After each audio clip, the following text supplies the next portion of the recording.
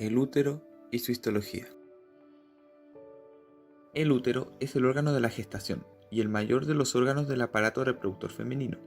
Es hueco con forma de pera y ubicado en la pelvis entre la vejiga y el recto. Anatómicamente se divide en tres regiones: el cuerpo, el fondo o istmo y el cuello o cérvix. Su función principal es la de recibir al cigoto para su implantación y nutrición durante el embarazo. La histología de la pared uterina. La pared del útero tiene tres capas. Estas son endometrio, miometrio y perimetrio.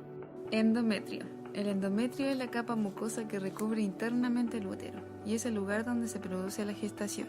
Se engrosa durante el ciclo menstrual para permitir que el embrión se implante correctamente y tenga lugar así el embarazo.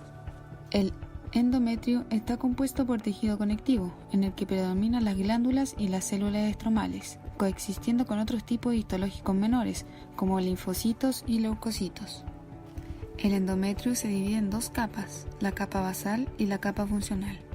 La capa funcional es la que recibe los grandes cambios cíclicos y es la que se desprende durante la menstruación. La capa funcional está compuesta por epitelio columnar, que contiene glándulas secretoras. Esta capa responde a estímulos hormonales durante la edad reproductiva y se atrofia durante la edad menopáusica. La capa basal es la que está adherida al miometrio y esta capa no se desprende durante la menstruación. A partir de esta capa, más profunda y altamente vascularizada, sirve para regenerar la capa funcional superficial después de cada menstruación. El endometrio está compuesto por tejido conectivo, en el que predominan las células estromales y glándulas. En la flechita azul podemos observar glándulas tubulares recubiertas por epitelio cilíndrico, mientras que en la flechita verde podemos observar estroma denso. También podemos presenciar los linfocitos, neutrófilos y numerosos melanocitos en el estroma endometrial, señalados con la flecha blanca.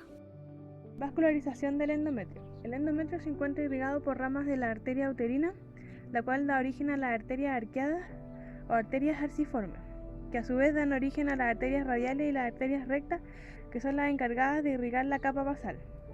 A su vez, la arteria radial da origen a la arteria espiralada, que irriga la capa funcional del endometrio, y al llegar a la superficie forman un lecho capilar extenso. El miometrio es la capa muscular más gruesa del útero, y al ser una capa muscular permite la expansión y contracción de la cavidad uterina. Responde a la hormona oxitocina durante el parto y está compuesta por tres capas de musculatura lisa: una capa interna, una capa media y una capa externa, no muy bien definidas. La capa interna y la capa externa están compuestas principalmente por haces longitudinales de musculatura lisa. La capa media o estrato basal es la capa más gruesa y está compuesta por haces circulares de musculatura lisa. En esta región se encuentran numerosos vasos sanguíneos y linfáticos. El perimetrio es la capa más externa y fina. Está compuesta por tejido conjuntivo laxo que recubre y protege al útero. También encontramos vasos sanguíneos, nervios, tejido adiposo y mesoterio del peritoneo visceral. El cuello uterino o cervix es la parte fibromuscular inferior del útero que se proyecta dentro de la vagina.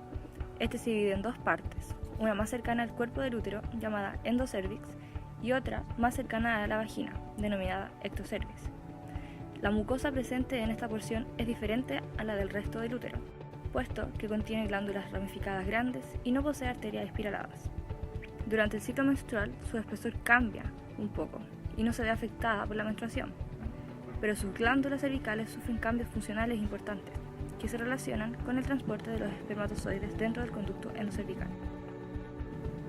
El epitelio que se proyecta dentro de la vagina es epitelio estratificado plano, mientras que el epitelio en la parte del endocervix es epitelio cilíndrico simple mucosecretante.